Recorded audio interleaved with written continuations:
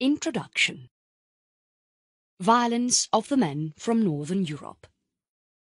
General historical opinions about the Viking gravestone is different from that of the reality of the past. Vikings were a temporary threat to the Western civilization. Hostile treatment of the Vikings populace is widely known for the so many evidences available even today as pictographs. It all started and remained for 4 centuries since 9th AD till the 11th. Magyars and the Moors. Vikings were negative, and in generic they are destructive and completely hostile to Francia. Francia was the historical centre of the ancient Europe. The traditional story begins in the historical day of Christmas in 800 AD at Rome. This is the central point of all the early Middle Age events. It can be said as one of the foremost attempts made by the Germans to unite Europe as one unit. It is called as landmark in the struggle. The church and the state were confronting one another. Huge area at that time belonged to the control of Francia. It is from the Danish march to all the way until central Italy. The successors collapsed the empire though. The empire of Charlemagne, which was united once, was shattered into pieces in just about 100 years' time. Some of the parts were tiny, and some others were large. All began to operate as autonomous units. Otto I came to throne in 1962, and that is when the eastern parts slowly started to rebuild. His successors contributed quite a lot to rebuild the eastern territories into one big French state. This development reached its climax in 1049 when King Henry III intervened. Papal reform and the Leo IX replacements were significant on the papal throne. Charles' Mage promise for then fulfilled. Rise and the fall of the Carolingian Empire since 9th century till 11th century is the history of Europe, all until the German successors came into power. Viking invaders were considered a destructive force. Of reliance on the monastic chronicles, the national historians forget the other destructive forces that were on play at the same time in Europe. Internecine wars among those Irish tribes, or even the Anglo-Saxon kingdoms, or even amidst the Frankish populace, were not taken into key consideration, but the Vikings were chosen to be the whipping boys. Traditional focus is completely misplaced. Scandinavian people on the northern Europe must be considered as a whole without pinpointing on the Carolingian Empire alone. Viking civilization. Raw and untamed populace of the Vikings had amazing power. Viking civilization of the northern part of the Europe was strong and vibrant. They had their immutable impact on the people of rest of the Europe. Even in those islands across the seas and oceans, they did had their dominance for centuries together. Harassments by the Vikings along the coastal side of Scotland, England and Ireland prevailed there since 1800s. It was there even before the death of Charlemagne in 1814. That was the indirection for the expansion of Francia towards the northern directions. Northern Peninsula. Vikings came from the gateway initially. This vibrant community of tribes inhabited North European peninsulas. Baltic islands offshore, the Norwegian Swedish peninsulas, and the Jutland peninsulas were the entry points. These are the 3 places from where the Vikings originated into Europe. Denmark, Norway and Sweden are these places today. Scandinavia and its northern tip towards Denmark is this route, which was not as thickly as it was populated during the later centuries. Sea-facing countries had the sea in different directions though. West and southwest sea facing Denmark and the Norway faced it from the west. Face of Sweden is towards the east and the southeast. Fjords and mountains of Norway and the thick forests land of Sweden and some central parts of Denmark is from where the Vikings originated, making them to be wild and crude in their mannerisms. Deep water inlets extended inwards into the country for hundreds of miles. Well above the mean sea level at 500 meters height, the place was secured enough and less occupied as well. Chapter 1. First and foremost, raids. The Vikings' raids were initially targeting the British Isles. Just like the Roman invaders and the Anglo-Saxon invaders, the Vikings and their deeds during the raids were largely misinterpreted by the hostile press uniformly. Some major parts of the British Isles remaining unchanged, as the Vikings did not bother to focus on these prime areas. The early invaders were quite heathen, persistent and highly exploitive. The pity is that they eventually were assimilated. Hopping islands. It is important to mention here about the island hopping by the Viking men with land hunger during the 9th century in particular. There was clear inner dynamics in the migration movement. When they start to be settled in Shetland, Ireland is no more an attraction for majority of these settlers. Seamen and farmers wanted to explore and invade further and further in the western dominions. Uninhabited places were the key attraction for the Vikings to settle. The Faroe Island from the Iceland and the islands closer to Greenland was not left alone. Navigational skills and the sailing skills of the Vikings must be really noted here without fail.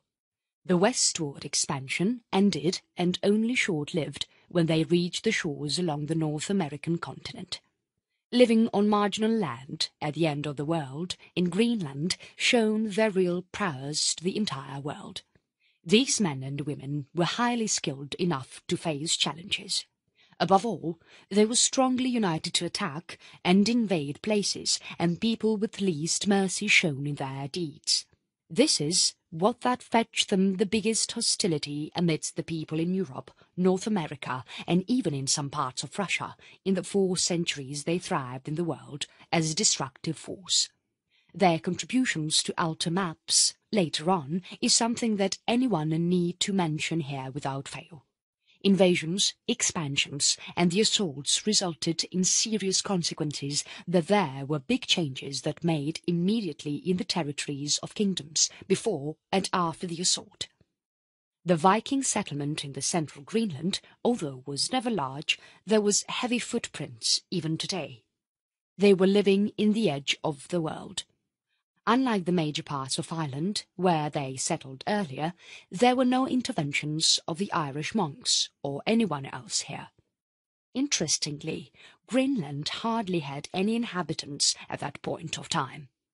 First recorded sighting of the Viking in the Greenland continents was in the 9th AD. The immigrations were mainly due to the heavy storms at that point of time. The lost ships and many other reasons made the Viking community to move to this part of the world, to sea for livelihood. Even the strongest of the human populace who are courageous enough to face oddities and highly skilled in their navigational skills were not treated with a great deal of hospitality in some parts of the world that were occupied by the earlier settlers. Here were no occupants in Greenland, though. The Vikings found the storm and the other natural catastrophic challenges to face more often in this end of the world. The best part about the invasions here, by the Viking, is that they never gave it up. They were eager to occupy more and more territories and further their expansions towards the far west. They were successful in doing so, all until the northern Atlantic shores that belonged to North American continent. Here is where the doubt arises for the historians about the discoverer of the New World, Americas. If Christopher Columbus was the one who discovered this part of the world in 14th or 15th century, then how about the findings of these Vikings in the 9th and the 10th century? Who found the Americas for the first ever time? New World, America found. Vikings were not only good in their hunting skills, conquering skills, and the best navigational skills alone, but they were too good to explore places too. They were the first to travel further towards the northern west and find the shores of North America. The historians forged many documents and changed the actuality from what it was. There were misconceptions that were deliberately made for political reasons. So many changes were made in the manuscripts and the engravings purposely to let the world know and identify something that is not true at all. Even before the Vikings, the Asiatic populace has landed in the Americas already. It was far before during the early reigns that dates back to 30,000 years before from now. There is no doubt in this fact that the Vikings were the first to reach North America. Historical evidence is ample enough to emphasize on this fact. These millennium men and their cultural ties reached far from Iceland and Scandinavia. Discovery of the Western Hemisphere is fascinated in variety ways by the early historians and even by the modern communities for some strange motives that can hardly be predicated at all. There were diverse motives behind it. Asiatic people discovered the Western Hemisphere a long time before the Europeans did so.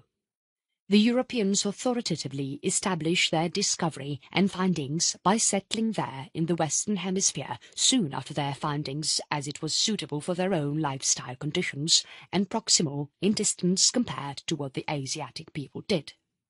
The climatic conditions in Asia are identical to that of the North American countries, but only in the northern part of Asia.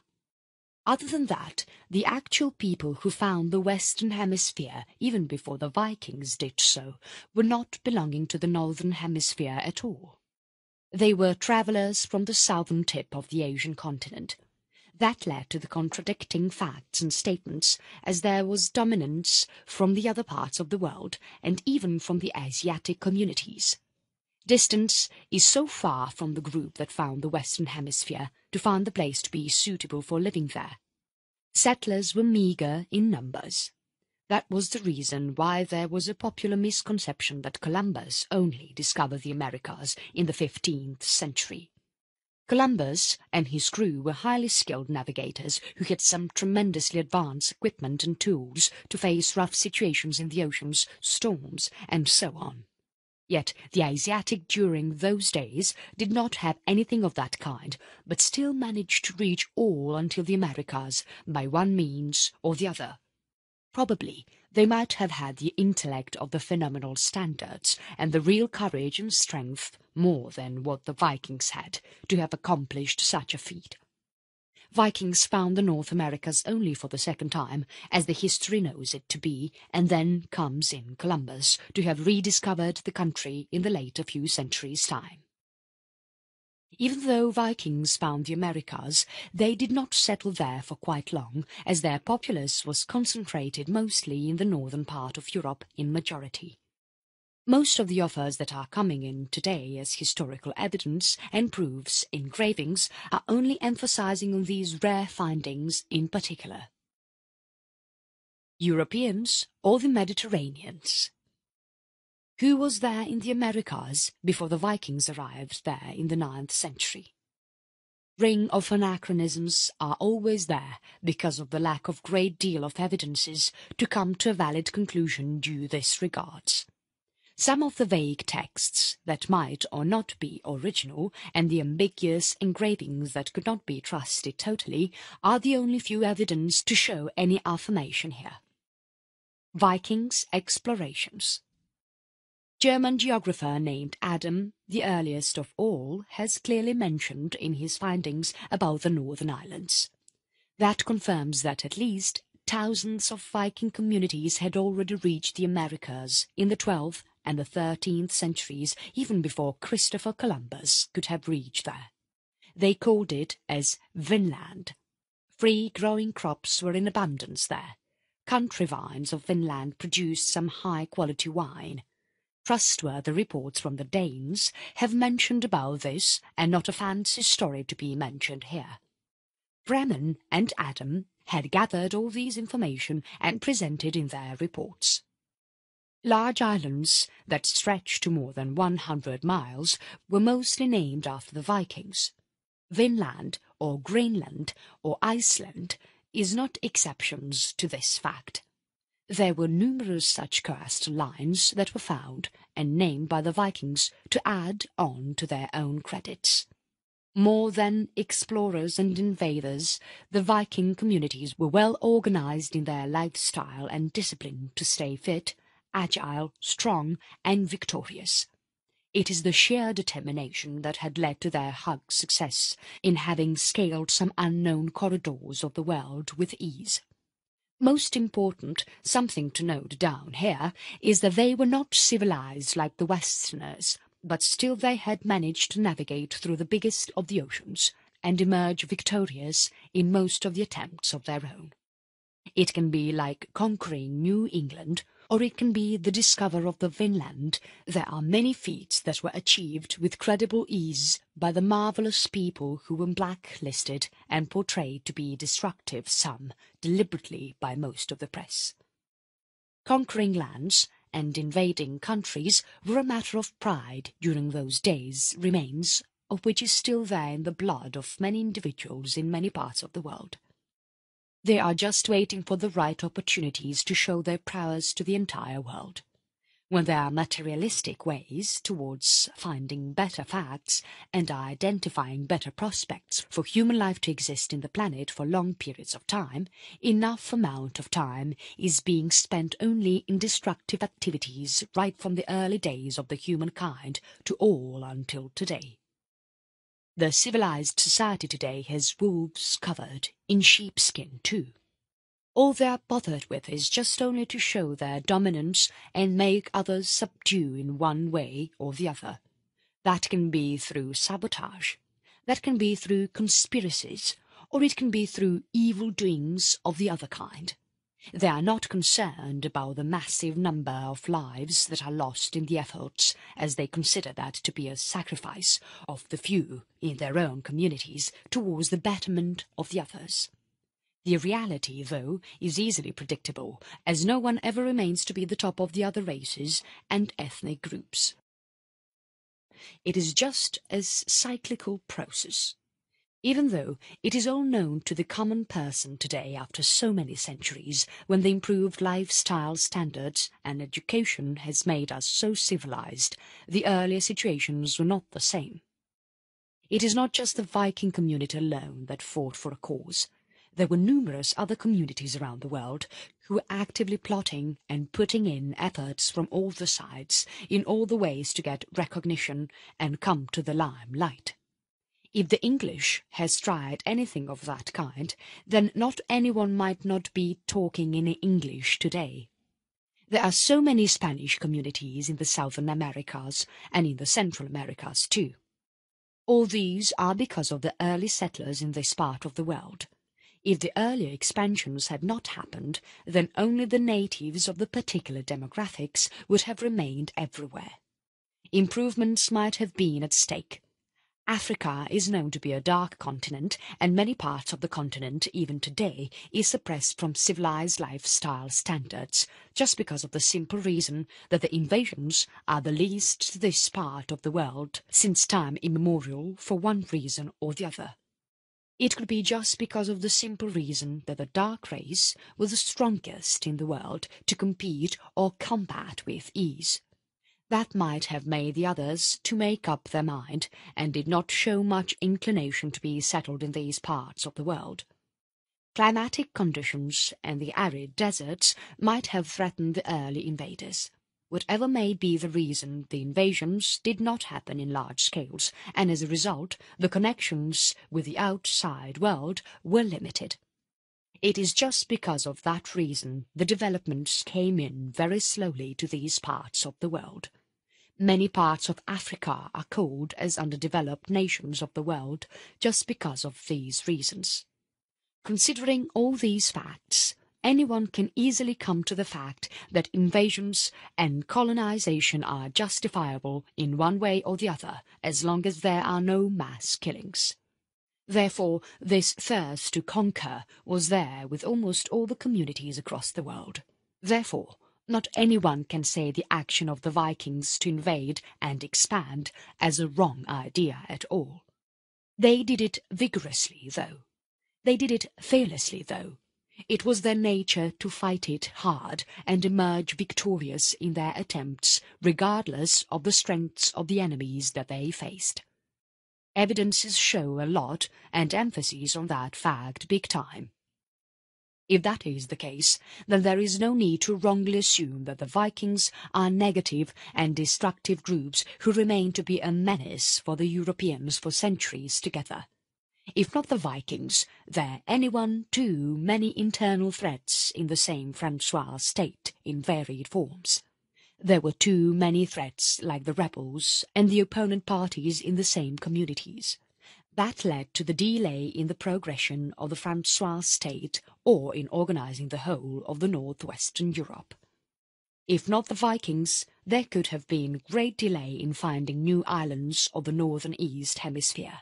Even though not anyone can say these aspects to be contributions from the Viking community to the world, not anyone need have to have a misconception that the Vikings were destructive forces who remained as a huge threat to the Europeans. The Danes in the south. While most attacks were fierce, the pagan ships' crew attacked the coasts of Aquitaine in the year 799. Enough repulsion was there from the natives. Many attackers were slain and thrown on the sea.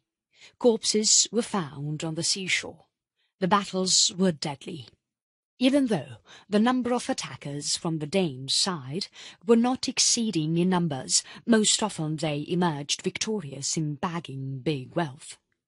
Diamonds, cash, money, coins and gold were bagged as valuable returns and plundered back to their own domicile. Some of the brutal attacks and the brutal even repulsions from the opponents killed hundreds and hundreds of lives, and even civilian lives in particular. The English adviser for Charlemagne mannered about this particular fact to the king or the emperor that the Christians were being punished for their sinful acts. Even though there were counter-attacks and measures that were attempted, the emperor and leaders of the northern nations and the Frankish state, the Vikings' attack was a serious menace for the emperor and even the descendants to worry about their country and assets. This led to the weak administration and less confident successors who came to throne successfully and fear the Vikings so bad all the while. This fear and lack of self-confidence that was inherent in the minds of the successive generations about the Viking community led to the downfall. All until the 12th century, the organized efforts were not possible. Germans tried for the reunion of the European state only after the total decline of the Vikings after ruling over the whole of the northern hemisphere for almost 400 years or so. Horned helmets. One of the most important reasons why the Vikings were considered to be so brutal and destructive enough in their methods of approach is their fearlessness. The valiant attitude is not seen with majority of the other warriors of the same era. They are gallant enough to fight even the best of the protective gear like the armors or the horned helmets. Horned helmets are something mandatory for any warrior to be subjected into the battlefields. It is quite common, as anyone could have seen in the portraits of much diverse kind in many historical engravings in different parts of the world. Yet the Vikings were quite distinct enough in this particular way too, as they are not wearing any of those horned helmets, but manage to fight even without any of the special protective equipments. They believed in themselves more than anyone else did. They were real warriors, and they also had the best of the skills and fitness to overcome threats of any massive kind. That confidence and aggression in these groups had led to their victories in various parts of the world. That is the reason why they had good cultural ties with the Muslims of Baghdad too. Their focus was not limited to the European dominion alone, but they were spread all over the north, northeast and northwestern hemispheres of the globe. Health and hygiene. They rowed boats and decapitated enemies at will. Yet that is not all that the Vikings are known for, but there are also some salient aspects of the most interesting and fascinating kind. They were clean and maintained hygiene all the while. They were disciplined in their lifestyle practices. There were razors, combs, and many other animal-made cleaning tools and equipment found on their campsites. They bathed at least once in a week compared to the peer Europeans at that time. Hot springs are their most favourite places to make a shower at once. They had the practice of wearing good clothes without helmets, unlike the Roman and the Greeks, who wore the horned helmets for celebrations and festivities in particular. Technology. People call the Viking communities to be barbarians, with less knowledge about the civilization, but that is not a fact either. There were communities that lived with a great deal of discipline and used a lot of advanced gears, accessories, tools and equipment for varied needs of their own. They used a special type of liquids made by their own for their own communities to start fire. Lighters of this kind are highly innovative for that time, when there was no discovery of kerosene or petroleum or any other similar type of gasoline to lit lamps.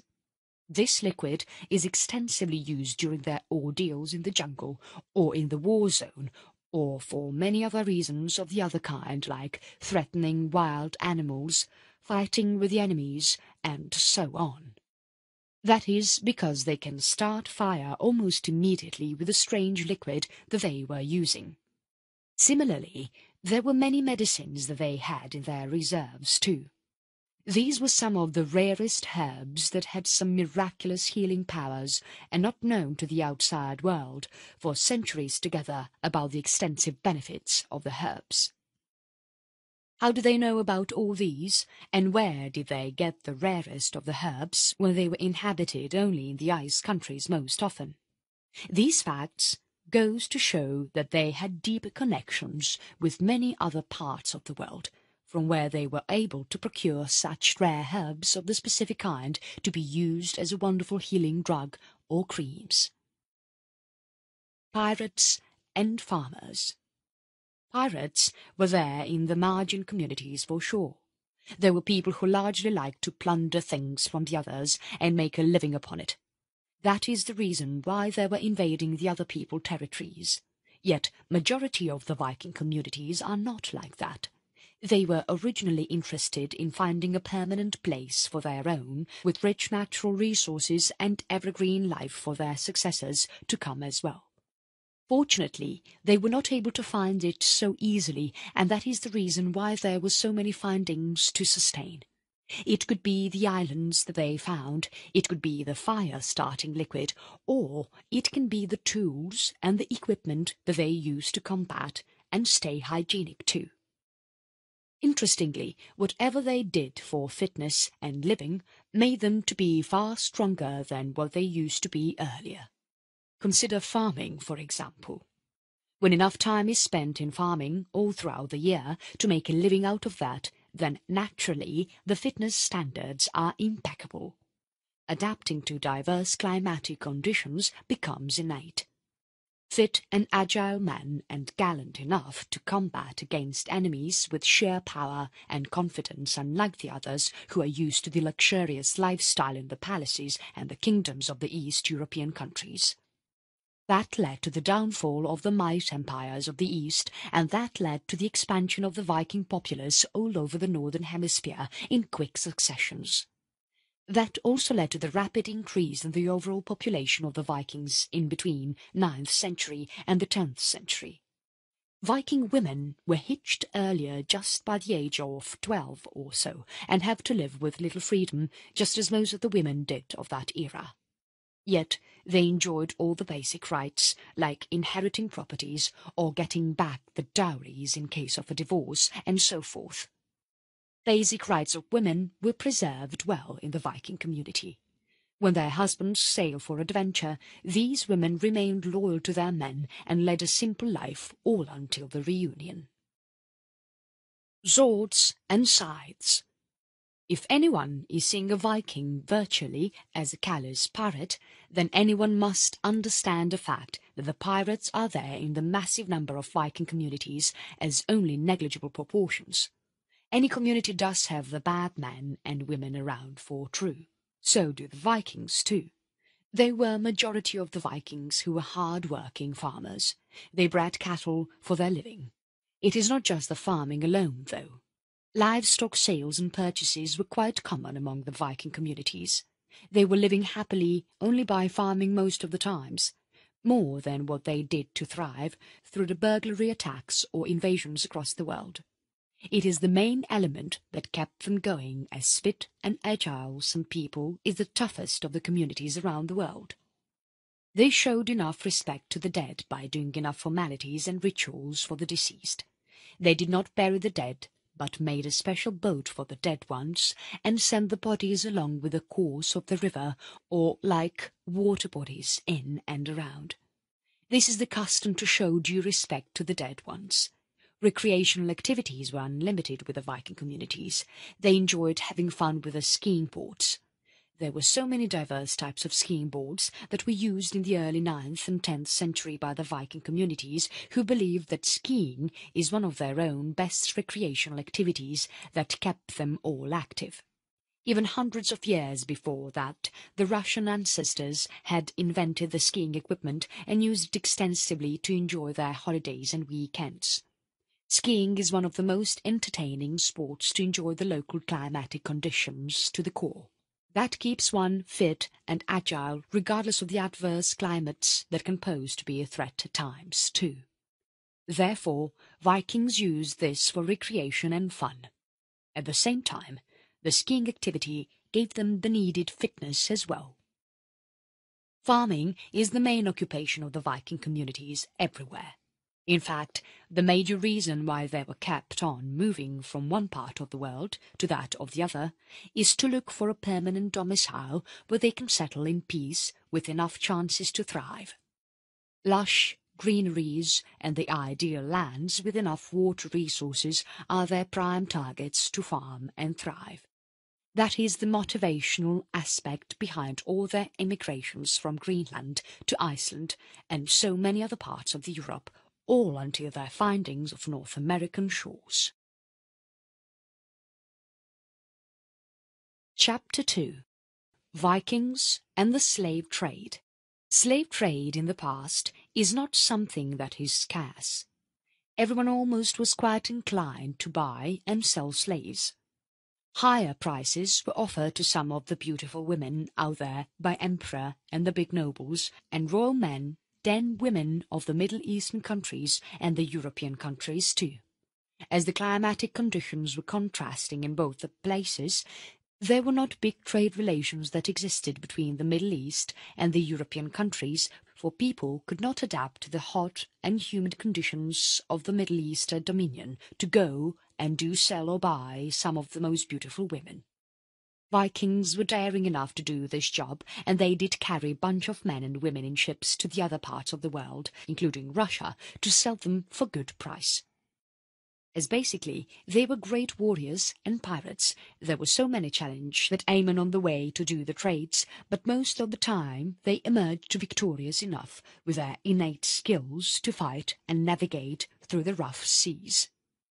There was many too of the Viking community who became so rich by doing huge slave trades in the Middle Eastern countries that flourished with great deal of wealth that was already plundered from the Asiatic people. Asia did not have one massive unit like Frankish state to be held as one unit. There were diverse races in the same dominion. Mongolian race was the dominant just only next to the forces of Ukraine and Russia. Other than that, smaller kingdoms were quite too many not to remain secured and safe. This was taken to be advantageous by the Muslims who remained united in the Middle Eastern countries regardless of the boundary differences. There were only a few Islamic nations in the whole of the Middle Eastern dominion compared to the numerous small kingdoms with rich wealth in the Asiatic countries. Natural vegetations and the resources of gold were numerous in the sadistic dominion.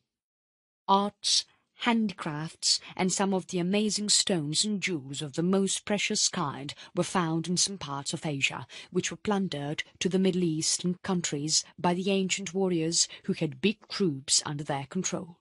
Moreover, For their services they had loyal slaves bought from the northern eastern Africans.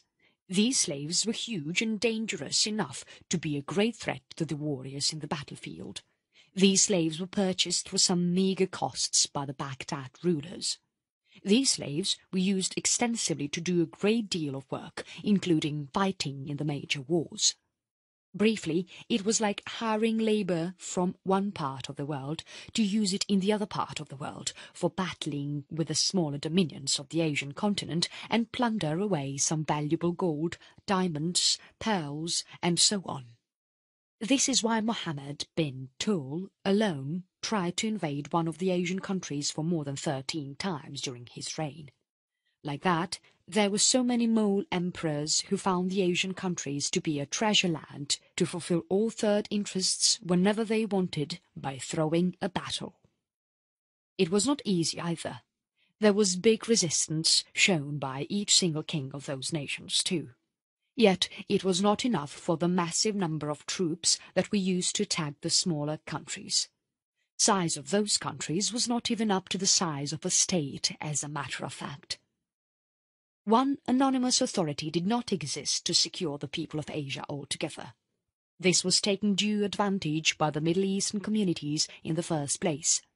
There were special routes made to reach Asia from Middle East through Pakistan. Silk Route facilitated many trades during those days, but that helped the West to achieve the East in particular in the name of trading. In addition, that helped the Mole rulers to plunder away wealth from the Asian countries at will.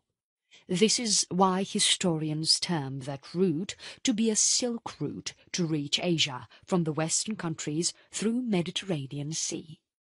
With that said, it is needless to say about the Vikings' focus on the Middle Eastern countries in particular to do selling and buying of the slaves. They had cultural ties with the rulers of the Baghdad. Some of the beautiful men from different parts of Europe who are fair-skinned were in great demand here for the Afghans and the Arabian kings.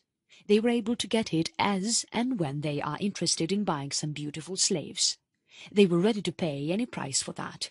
Especially wine is something that is scarce in the Middle East at that point of time, but it was abundant in fine quality in many parts of Europe.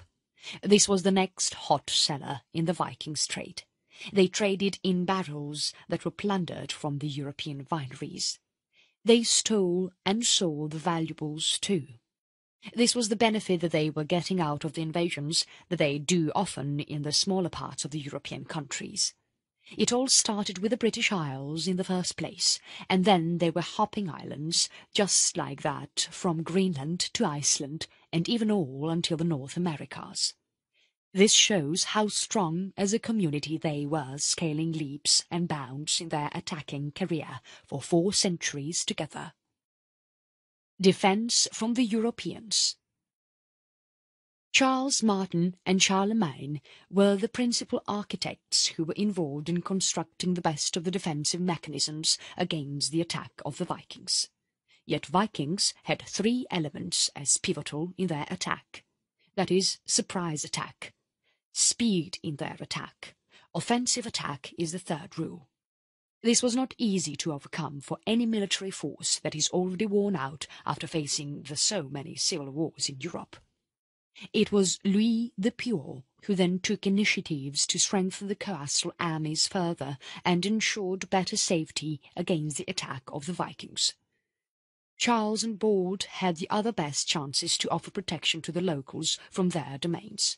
It was only in 862 they took key initiatives to counter the Vikings' attacks. All until then they did underestimate the capabilities of their enemies for more than 65 odd years. Most of the key rivers were taken into key consideration to build fortified bridges to secure the place from attack.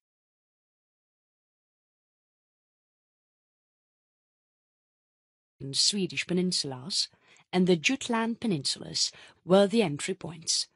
These are the 3 places from where the Vikings originated into Europe. Denmark, Norway and Sweden are these places today. Scandinavia and its northern tip towards Denmark is this route, which was not as thickly as it was populated during the later centuries. Sea-facing countries had the sea in different directions though. West and southwest sea facing Denmark and the Norway faced it from the west. Face of Sweden is towards the east and the southeast. Fjords and mountains of Norway and the thick forests land of Sweden and some central parts of Denmark is from where the Vikings originated, making them to be wild and crude in their mannerisms. Deep water inlets extended inwards into the country for hundreds of miles, well above the mean sea level at Viking Empire alone. Viking civilization. Raw and untamed populace of the Vikings had amazing power. Viking civilization of the northern part of the Europe was strong and vibrant. They had their imitable impact on the people of rest of the Europe. Even in those islands across the seas and oceans, they did had their dominance for centuries together. Harassments by the Vikings along the coastal side of Scotland, England and Ireland prevailed there since 1800s. It was there even before the death of Charlemagne in 1814. That was the indirection for the expansion of Francia towards the northern directions. Northern Peninsula. Vikings came from the gateway initially. This vibrant community of tribes inhabited North European peninsulas. Baltic islands offshore, the Norwegian attempts made by the Germans to unite Europe as one unit. It is called as landmark in the struggle. The church and the state were confronting one another. Huge area at that time belonged to the control of Francia. It is from the Danish march to all the way until central Italy. The successors collapsed the empire, though. The empire of Charlemagne, which was united once, was shattered into pieces in just about 100 years' time. Some of the parts were tiny, and some others were large. All began to operate as autonomous units. Otto I came to throne in 1962, and that is when the eastern parts slowly started to rebuild. His successors contributed quite a lot to rebuild the eastern territories into one big Francia state. This development reached its climax in 1049 when King Henry III intervened. Papal reform and the Leo IX replacements were significant on the papal throne. Charles' Mage promise for then fulfilled. Rise and the fall of the Carolingian Empire since 9th century till 11th century is the history of Europe, all until the German successors came into power. Viking invaders were considered a destructive force. Of reliance on the monastic chronicles, the national historians forget the other destructive forces that were on play at the same time in Europe. Internecine wars among those Irish tribes, or even the Anglo-Saxon kingdoms, or even amidst the Frankish populace, were not taken into key consideration, but the Vikings were chosen to be the whipping boys. Traditional focus is completely misplaced. Scandinavian people on the northern Europe must be considered as a whole without pinpointing on the colonial. Introduction. Violence of the men from northern Europe. General historical opinions about the Viking gravestone is different from that of the reality of the past. Vikings were a temporary threat to the Western civilization. Hostile treatment of the Vikings populace is widely known for the so many evidences available even today as pictographs.